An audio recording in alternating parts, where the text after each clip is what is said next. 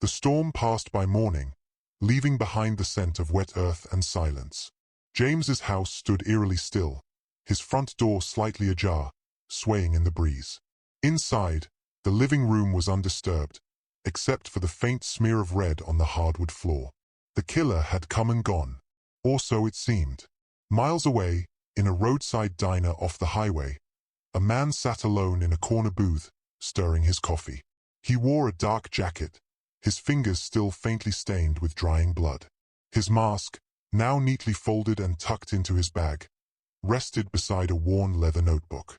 The notebook was filled with names, addresses, notes about each target. James's name had just been crossed out. The man, known to some as the visitor, turned a page. The next name was already waiting. A woman this time. Emma Clark. Lived alone. Just like James. He smiled. He liked the ones who lived alone. Emma's grip on her phone tightened. Her pulse pounded in her ears. How does he know my name? She took another step back. I'm calling the police, she said, her voice shaking. Silence. Then, tap, tap, tap, fingertips dragging across the glass. Slow. Purposeful. You don't have to do that, Emma, the voice murmured. I just want to talk. She turned and sprinted for the front door. Her fingers fumbled with the lock, but just as she yanked it open, a rush of cold air met her. No one was there. Her breath came in ragged gasps. How? He had been at the back door just seconds ago.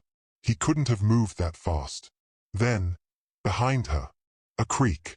The sound of a footstep inside the house. Emma whirled around. The hallway light flickered. A shadow stood just beyond the glow.